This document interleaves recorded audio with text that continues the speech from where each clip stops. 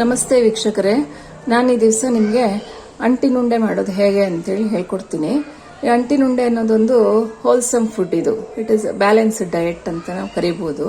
ಯಾಕೆ ಅಂದರೆ ಎಲ್ಲ ಥರ ಡ್ರೈ ಫ್ರೂಟ್ಸ್ನ ನಾವು ಮಿಕ್ಸ್ ಮಾಡಿ ಈ ಉಂಡೆಯನ್ನು ತಯಾರು ಮಾಡ್ತೀವಿ. ಅಂಟನ್ನು ಕೂಡ ಹಾಕಿ ಉಂಡೆಯನ್ನು ತಯಾರು ಮಾಡ್ತೀವಿ. ಇದರಿಂದ ಬಾಡಿಗೆ ಬೇಕಾಗಿರುವಂಥ ಮಿನರಲ್ಸು, ವಿಟಮಿನ್ಸು, ಪ್ರೋಟೀನ್ಸು ಎಲ್ಲದೂ ತುಂಬ ಸಿಗುತ್ತೆ. ಅದರಲ್ಲೂ ಪ್ರೋಟೀನ್ಸು ತುಂಬಾ ಸಿಗುತ್ತೆ. ಹಂಗಾಗಿ ಇದು ಬೆಳೆಯುವಂಥ ಮಕ್ಕಳಿಗೆ, ಹಾಗೆ ವಯಸ್ಸಾಗಿರುವಂಥ ವೃದ್ಧರಿಗೆ, ಹಾಗೆ ಬಾಣಂತಿಯರಿಗೆ ಮತ್ತು ಜನರಲ್ ವೀಕ್ನೆಸ್ ಯಾರಿಗಿರುತ್ತೋ ಬಾಡಿಯಲ್ಲಿ ಅಂಥ ಜನಕ್ಕೂ ಕೂಡ ಬಹಳ ಉಪಯುಕ್ತವಾಗುತ್ತೆ. ಈಗ ಮಕ್ಕಳಿಗೆ ನಾವು ಡ್ರೈ ಫ್ರೂಟ್ಸ್ ತಿನ್ನಿ ಅಂತ ಕೊಟ್ಟರೆ ಅವ್ರು ತಿನ್ನಲ್ಲ. 1-2 ಪೀಸ್ ತಿಂದ್ಬಿಟ್ಟು ಉಳಿದಿದ್ದನ್ನೆಲ್ಲ ವೇಸ್ಟ್ ಮಾಡ್ತಾರೆ. ಅದ್ರ ಬದಲಾಗಿ ನಾವು ಉಂಡೆ ರೂಪದಲ್ಲಿ ಮಾಡಿಕೊಟ್ರೆ ಅದನ್ನು ಖುಷಿಯಿಂದ ಅವ್ರು ತಿಂತಾರೆ. ಯಾವ ಮಕ್ಕಳು ಉಂಡೆನಲ್ಲಿ ಇದೆಲ್ಲ ಸಿಗುತ್ತೋ, ಡೇಟ್ಸು ಮತ್ತು ಗೋಡಂಬಿ ಅದೆಲ್ಲ ಹಾಗೆ ಸಿಕ್ಕರೆ ಅದನ್ನು ಇಷ್ಟಪಡಲ್ಲ. ಅಂದರೆ ನಾವು ಪೌಡರ್ನು ಕೂಡ ಮಿಕ್ಸ್ ಮಾಡಿ, ಆ ಡ್ರೈ ಫ್ರೂಟ್ಸ್ ಪೌಡರ್ ಮಾಡಿಕೊಂಡು ಪ್ರತಿ ಪೌಡರನ್ನು ಮಿಕ್ಸ್ ಮಾಡಿ ಅದರಿಂದನೂ ಕೂಡ ಉಂಡೆ ತಯಾರು ಮಾಡಿ ಮಕ್ಕಳಿಗೆ ಕೊಡ್ಬೋದು. ತುಂಬ ಚೆನ್ನಾಗಿರುತ್ತೆ, ತುಂಬ ಹೆಲ್ದಿಯಾಗಿರುತ್ತೆ. ಇದು ತಪ್ಪದೆ ಮಾಡ್ಕೊಂಡು ಪ್ರತಿಯೊಬ್ಬರು ತಿನ್ನಬೇಕು. ತಿನ್ನೋದ್ರಿಂದ ನಮ್ಮ ಆರೋಗ್ಯ ವೃದ್ಧಿ ಆಗುತ್ತೆ. ಮತ್ತು ಚಿಕ್ಕ ಮಕ್ಳಿಗಂತೂ ಎಸೆನ್ಷಿಯಲ್ ಆಗಿ ಬೇಕಾಗಿರುವಂಥ ವಸ್ತು.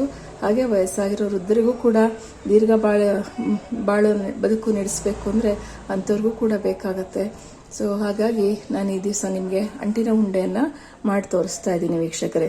ಸೊ ಇದಕ್ಕೆ ಬೇಕಾಗಿರುವಂಥ ಸಾಮಗ್ರಿಗಳು, ನಾನಿಲ್ಲಿ ಒಂದು 1/4 kg ಗೋಡಂಬಿ ತಗೊಂಡಿದ್ದೀನಿ.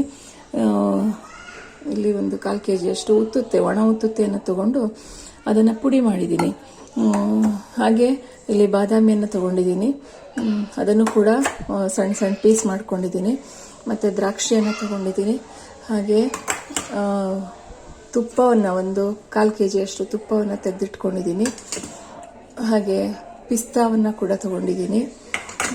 ಇದೆಲ್ಲದಕ್ಕೂ ಒಂದು ಬಾಂಡಿಂಗ್ ಬೇಕು. ಅದನ್ನು ಬೆರೆಸಲಿಕ್ಕೆ ಉಂಡೆ ಸರಿ ಚೆನ್ನಾಗಿ ಬರಲಿಕ್ಕೋಸ್ಕರ ಇದು ಅಂಟು ಅಂತ ಹೇಳಿ, ಇದು ಸೊಂಟಕ್ಕೆ ತುಂಬ ಶಕ್ತಿಯನ್ನು ಕೊಡುತ್ತಂತೆ, ಮೂಳೆಗಳ ಬೆಳವಣಿಗೆಗೂ ತುಂಬ ಶಕ್ತಿಯನ್ನು ಕೊಡುತ್ತಂತೆ.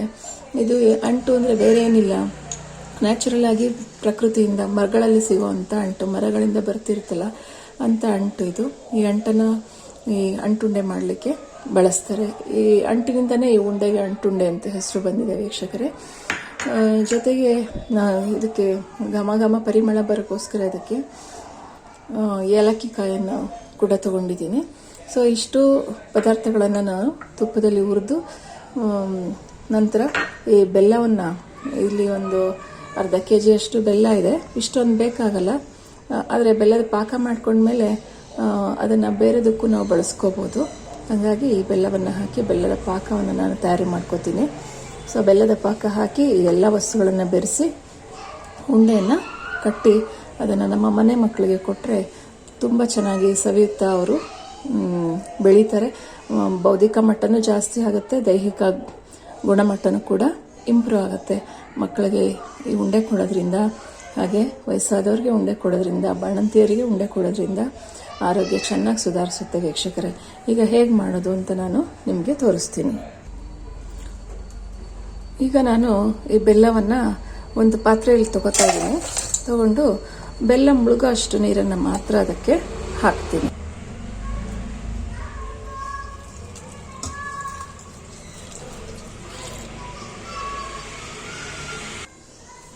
ನೋಡಿ, ಈ ರೀತಿ ಬೆಲ್ಲ ಮುಳುಗೋ ಅಷ್ಟು ನೀರನ್ನು ಮಾತ್ರ ಇದಕ್ಕೆ ಹಾಕಿದ್ದೀನಿ. ಇದನ್ನು ಹಾಗೆ ಇಟ್ಟು ನಂತರ ಪಾಕ ಮಾಡಲಿಕ್ಕೆ ಇದನ್ನು ಸ್ಟವ್ ಮೇಲೆ ಇಡ್ತೀನಿ ವೀಕ್ಷಕರೇ. ಅಷ್ಟೊತ್ತಿಗೆ ಆ ಸಾಮಗ್ರಿಗಳನ್ನೆಲ್ಲ ಹುರ್ಕೋಬೇಕು ವೀಕ್ಷಕರೇ. ಈಗ ಒಂದೊಂದೇ ಸಾಮಗ್ರಿಯನ್ನು ನಾವು ಹುರ್ಕೊಳ್ಳೋಣ. ಇದು ಮೀಡಿಯಂ ಉರಿ ಇಟ್ಕೋಬಾರ್ದು, ಅದಕ್ಕಿಂತ ಸ್ವಲ್ಪ ಕಡಿಮೆ ಸಿಮ್ಮಲ್ಲಿ ಇಟ್ಕೊಂಡು, ಸಿಮ್ಗಿಂತ ಸ್ವಲ್ಪ ಜಾಸ್ತಿ ಉರಿ ಇಟ್ಕೋಬೇಕು. ಯಾಕಂದರೆ ಸೀದೋಗಬಾರ್ದು, ಅದಕ್ಕೋಸ್ಕರ. ಈಗ ನಾನು ತುಪ್ಪದಲ್ಲಿ ಒಂದೊಂದೇ ಸಾಮಗ್ರಿಯನ್ನು ಹುರಿತೀನಿ ವೀಕ್ಷಕರೇ.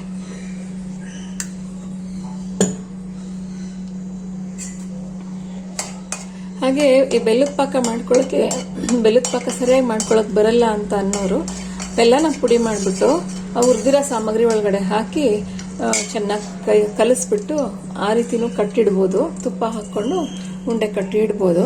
ಆದರೆ ಅದಕ್ಕಿಂತ ಬೆಲ್ಲದ ಪಾಕ ಮಾಡ್ಕೊಂಡು ಕಟ್ಟಿಡೋದು ತುಂಬ ಒಳ್ಳೆಯದು. ಯಾಕಂದರೆ ಹೆಚ್ಚಿಗೆ ದಿವಸ ನಾವು ಇಟ್ಕೊಂಡು ತಿನ್ಬೋದು, ಬೇಗ ಹಾಳಾಗೋದಿಲ್ಲ. ಯಾಕಂದರೆ ಬೆಲ್ಲ ಪಾಕ ಬಂದಿರುತ್ತಲ್ವ, ಅದಕ್ಕೋಸ್ಕರ. ಈಗ ನಾನು ಇದಕ್ಕೆ ಪಿಸ್ತಾ ಹಾಕ್ತಾ ಇದ್ದೀನಿ. ಪಿಸ್ತಾ ಹಾಕಿ ಹುರ್ಕೋತೀನಿ ವೀಕ್ಷಕರೇ.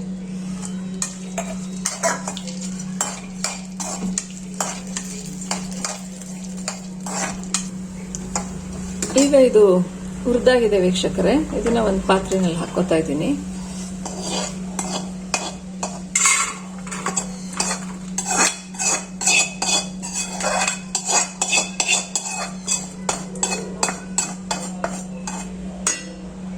ಇದೇ ತರ ಪ್ರತಿ ಸಾಮಗ್ರಿನೂ ಉರಿಬೇಕು.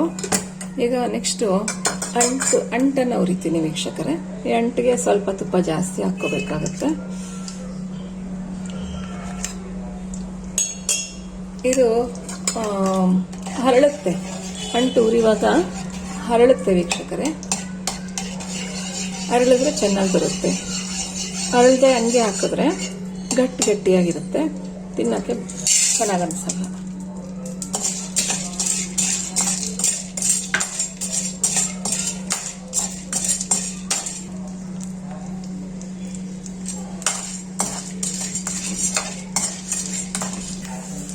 ನೋಡಿ ಅಂಟು ಹೇಗೆ ಅರಳುತ್ತಾ ಇದೆ. ಜೋಳದ ಹುಲ್ಲು ಅರಳುತ್ತಲ್ಲ, ಆ ರೀತಿ ಅಂಟು ಕೂಡ ಅರಳುತ್ತಾ ಇದೆ ವೀಕ್ಷಕರೇ. ಈ ತರ ಅರಳಿರೋ ಅಂತ ಅಂಟನ್ನ ಬೆಳೆಸಿದ್ರೆ ಚೆನ್ನಾಗಿರುತ್ತೆ.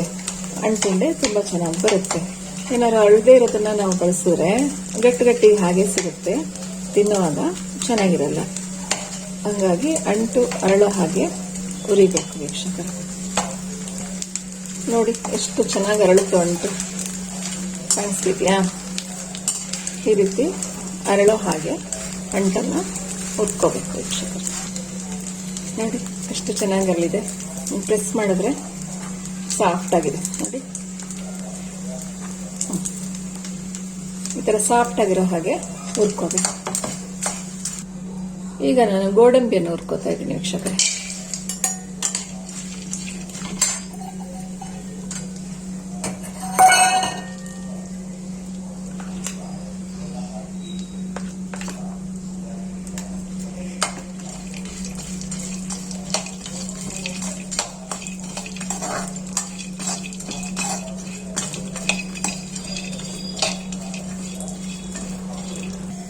ಈಗ ಗೋಡಂಬಿ ಹುರಿದಾಯ್ತು ವೀಕ್ಷಕರೇ. ನೋಡಿ ಹೊಂಬಣ್ಣ ಬರೋ ಹಾಗೆ ಹುರಿದಿದ್ದೀನಿ. ಇದನ್ನ ಪಾತ್ರೆಗೆ ಹಾಕೋತೀನಿ.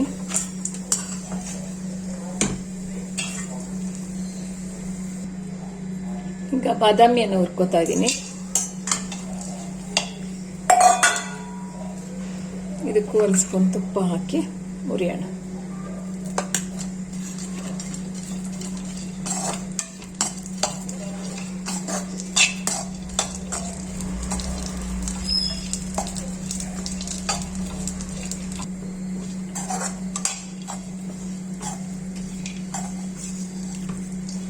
ಈಗ ಬಾದಾಮಿ ಹುರಿದಾಯ್ತು ವೀಕ್ಷಕರೇ.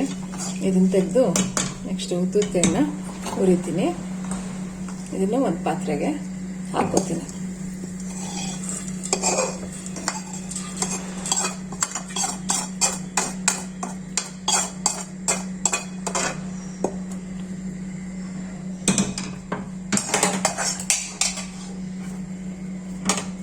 ನೆಕ್ಸ್ಟ್ ಇದು ಒಣಗಿರೋ ಉತ್ತುತ್ತಿ.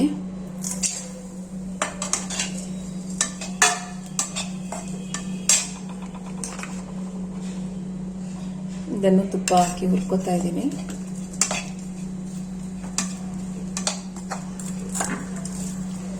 ಹಾಗೆ ಇದ್ರ ಜೊತೆಗೆ ನೋಡಿ ಇಲ್ಲಿ ಏಲಕ್ಕಿ ಪೌಡರ್ ಅನ್ನು ಇಟ್ಕೊಂಡಿದ್ದೀನಿ. ಇದನ್ನು ಕೂಡ ಇದಕ್ಕೆ ಹಾಕ್ತಾ ಇದ್ದೀನಿ.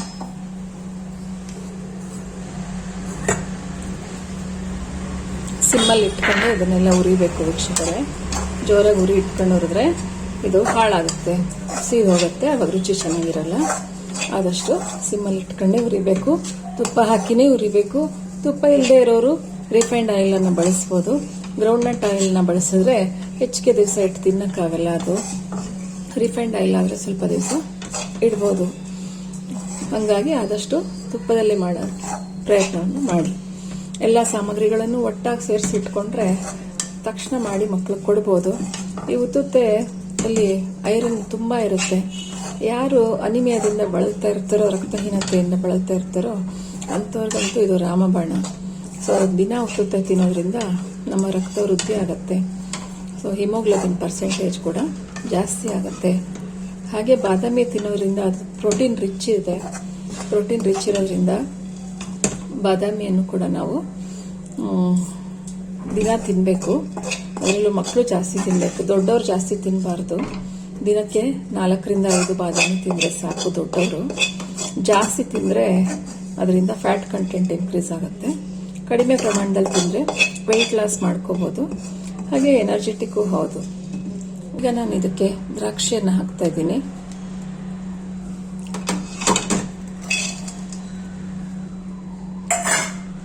ಈ ದ್ರಾಕ್ಷಿನೂ ಅಷ್ಟೇ ತುಪ್ಪ ಹಾಕಿ ಹುರಿತಾ ಇದ್ದೀನಿ.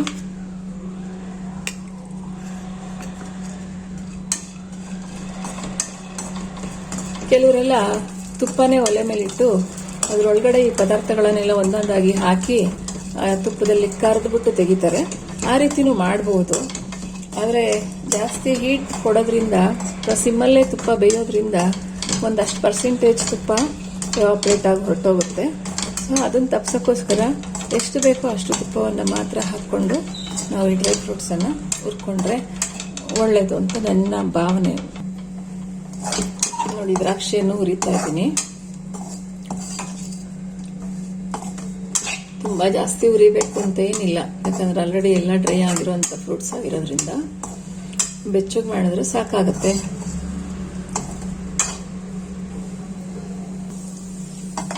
ನೋಡಿ, ಈಗ ದ್ರಾಕ್ಷಿ ಕೂಡ ಹುರಿದಾಯ್ತು.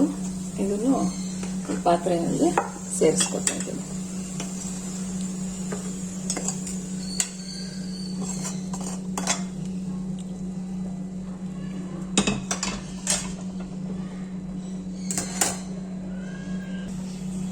ವೀಕ್ಷಕರೇ, ಈಗ ನೋಡಿ, ಅಂಟು ಹಿಂಗೆ ದಪ್ಪ ದಪ್ಪ ಇದೆ, ಮೆತ್ತಗಿದೆ. ಮುರಿದ್ರೆ ಈ ತರ ಮುರ್ಕೊಳ್ಳುತ್ತೆ. ಅದನ್ನ ನಾನು ಪುಡಿ ಮಾಡ್ತಾ ಇದ್ದೀನಿ. ಕುಟಾಣಿಯಿಂದ ಪುಡಿ ಮಾಡ್ಬಿಟ್ಟು ಹಾಕ್ತೀನಿ. ಹಂಗೆ ದಪ್ಪ ದಪ್ಪ ಹಾಕೋದು ಬೇಡ ಅಂತ ಹೇಳಿ ಪುಡಿ ಮಾಡ್ಬಿಟ್ಟು ನಾನು ಹಾಕ್ತೀನಿ. ನೋಡಿ, ಈ ರೀತಿ ಸಣ್ಣ ಪುಡಿ ಆಗುತ್ತೆ. ಪುಡಿ ಆಗಿರೋದನ್ನ ನಮ್ಮ ಪಾತ್ರೆಗೆ ಹಾಕೋತಾ ಇದ್ದೀನಿ. ವೀಕ್ಷಕರೇ, ಡ್ರೈ ಫ್ರೂಟ್ಸ್ ಇರೋ ಪಾತ್ರೆಗೆ ಹಾಕೋತಾ ಇದ್ದೀನಿ. ಅದೇ ತರ ಅಷ್ಟು ಅಂಟನ ನಾವು ಪುಡಿ ಮಾಡ್ಕೋಬೇಕು. ಮಾಡ್ಕೊಳ್ದೆ ಹಾಗೇನೂ ಹಾಕ್ತಾರೆ, ಕೆಲವರು ಕೈಯಿಂದ ಹಾಗೆ ಮುರಿದಾಕ್ತಾರೆ. ನಾನು ಬೇಗ ಆಗತ್ತೆ ಅಂತ ಹೇಳಿ ಕುಟ್ಟಾಣಿಯಿಂದ ಕುಟ್ಬಿಟ್ಟು ಸಣ್ಣದಾಗಿ ಪುಡಿ ಮಾಡ್ತಾ ಇದ್ದೀನಿ. ವೀಕ್ಷಕರೇ, ಈಗ ಅಂಟನ್ನು ನೋಡಿ ಚಿಕ್ಕದಾಗಿ ಪುಡಿ ಮಾಡ್ಕೊಂಡಿದ್ದೀನಿ. ಸೊ ಈ ಡ್ರೈ ಫ್ರೂಟ್ಸ್ ಎಲ್ಲ ಬಿಸಿಯಾಗಿದೆ. ಇದನ್ನ ಚೆನ್ನಾಗಿ ಕಲಿಸ್ಕೋಬೇಕು ಈ ರೀತಿ. ಇನ್ನೂ ಬೇಕಾದ್ರೆ ನೀವು ಬೇರೆ ಬೇರೆ ಫ್ರೂಟ್ಸ್ನೆಲ್ಲ ಸೇರಿಸ್ಬೋದು. ಗೇರು ಬೀಜ ಸೇರಿಸ್ಬೋದು, ಎಳ್ಳು ಸೇರಿಸ್ಬೋದು, ಕಡಲೆ ಬೀಜ ಸೇರಿಸ್ಬೋದು. ಬೇರೆ ಬೇರೆ ಥರ ಡ್ರೈ ಫ್ರೂಟ್ಸ್ ಏನೇನು ಸಿಗುತ್ತೋ ಎಲ್ಲದನ್ನು ಸೇರಿಸಿ ಮಾಡಿದ್ರೆ ಚೆನ್ನಾಗಿರುತ್ತೆ ವೀಕ್ಷಕರೇ. ಸೊ ಈ ರೀತಿ ನಾವು ಈ ಡ್ರೈ ಫ್ರೂಟ್ಸ್ನೆಲ್ಲ ಕುಟ್ಟಿ ಹುರ್ಕೊಂಡು ರೆಡಿ ಮಾಡಿದ ಮೇಲೆ ಇನ್ನೊಂದು ಕಡೆ ಬೆಲ್ಲದ ಪಾಕವನ್ನು ಮಾಡೋಕ್ಕಿಟ್ಟಿದ್ದೀನಿ. ಆ ಬೆಲ್ಲದ ಪಾಕ ಹೇಗೆ ಮಾಡ್ಕೋಬೇಕು ಅನ್ನೋದನ್ನು ಕೂಡ ತೋರಿಸ್ಕೊಡ್ತೀನಿ. ಈ ಮೊದಲೇ ಬೆಲ್ಲ ಮುಳುಗೋ ಅಷ್ಟು ನೀರನ್ನು, ಅಂದರೆ ಸ್ವಲ್ಪ ನೀರನ್ನು ಹಾಕಿ ಅದನ್ನು ಹಾಗೆ ಇಟ್ಟಿದ್ವಿ. ಈಗ ಅದನ್ನು ಬಿಸಿಗೆ ಇಟ್ಟಿದ್ದೀನಿ, ಕಾಯಕ್ಕೆ ಇಟ್ಟಿದ್ದೀನಿ. ಅದೇನಾಗಿದೆ ಅಂತ ನೋಡೋಣ ವೀಕ್ಷಕರೇ. ಈಗ ಬೆಲ್ಲದ ಪಾಕ ರೆಡಿ ಆದಮೇಲೆ ಇದನ್ನು ಹಾಕಿ ಬೇಕಾದ್ರೆ ಇದಕ್ಕೆ ಇನ್ನೂ ಒಂದಷ್ಟು ತುಪ್ಪವನ್ನು ನೀವು ಸೇರಿಸ್ಕೋಬೋದು. ತುಪ್ಪ ಸೇರಿಸ್ಕೊಂಡು ನೋಡಿ, ಇನ್ನೂ ಬೇಕಂದ್ರೆ ನೀವು ತುಪ್ಪವನ್ನು ಇದಕ್ಕೆ ಸೇರಿಸ್ಕೋಬೋದು. ಸೇರಿಸ್ಕೊಂಡು ಬೆಲ್ಲದ ಪಾಕ ಹಾಕಿ ಉಂಡೆ ಕಟ್ಬೋದು. ವೀಕ್ಷಕರೇ, ಈಗ ಪಾಕ ರೆಡಿ ಆಗ್ತಾ ಇದೆ. ಎಳೆ ಪಾಕ ಅಂತ ಹೇಳ್ತಾರಲ್ಲ, ಆ ರೀತಿ ಪಾಕ ಬರಬೇಕು. ಪಾಕ ಬಂದಿದೆಯೋ ಇಲ್ವೋ ಅಂತ ನೋಡೋಕೆ ನಾವು ಮುಟ್ಟು ನೋಡಬೇಕು. ಮುಟ್ಟು ನೋಡಿದ್ರೆ ದಾರ ಥರ ಬರ್ತಾ ಇದ್ರೆ ಅದು ಎಳೆ ಪಾಕ ಅಂತ ಕರಿತೀವಿ. ಅಥವಾ ಒಂದು ಪ್ಲೇಟಲ್ಲಿ ನೀರು ತಗೊಂಡು ಆ ನೀರೊಳಕ್ಕೆ 1-2 ಹನಿ ಹಾಕಿದಾಗ ಅದು ಕದರ್ಕೊಂಡು ಹೋಗಿಲ್ಲ ಅಂದರೆ ಅದು ಕೂಡ ಪಾಕ ಆಗಿದೆ ಅಂತ.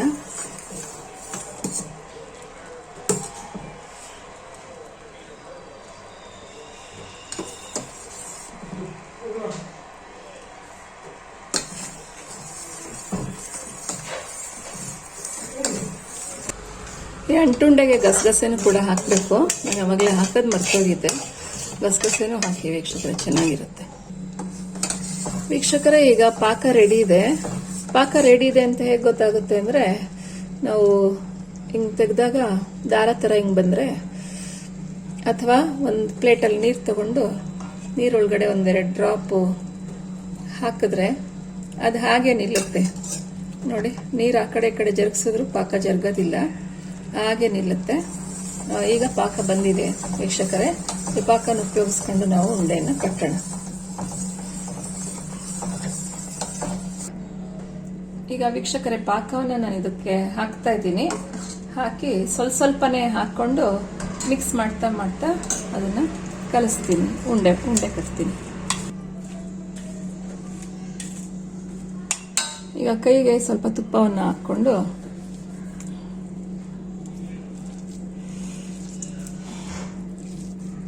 ಬಿಸಿ ಇರುತ್ತೆ ನೋಡಿ ವೀಕ್ಷಕರೇ. ಈ ರೀತಿ ಕೈಗೆ ಸ್ವಲ್ಪ ತುಪ್ಪ ಹಚ್ಕೊಂಡು ಪಾಕ ಹಾಕಿ ಕಲಸಿ ಈ ಥರ ಉಂಡೆ ಕಟ್ಕೊಂಡು ಇಡಬೇಕು ನೋಡಿ ವೀಕ್ಷಕರೇ. ಈ ರೀತಿ ಉಂಡೆ ಕಟ್ಕೋಬೇಕು. ತುಂಬ ಬಿಸಿ ಇರೋದ್ರಿಂದ ಬೇಗ ಬೇಗ ಕಟ್ಟಕ್ಕಾಗಲ್ಲ, ಕೈ ಸುಡುತ್ತೆ. ಅದಕ್ಕೆ ನಾವು ಬೇಕಾದರೆ ಬಟರ್ ಪೇಪರು ಅಥವಾ ಅಲ್ಯೂಮಿನಿಯಂ ಫಾಯಿಲ್ ಇರುತ್ತಲ್ಲ, ಅದನ್ನು ತಗೊಂಡು ಅದರೊಳಗಡೆ ಹಾಕ್ಕೊಂಡು ಕಟ್ಟಬಹುದು.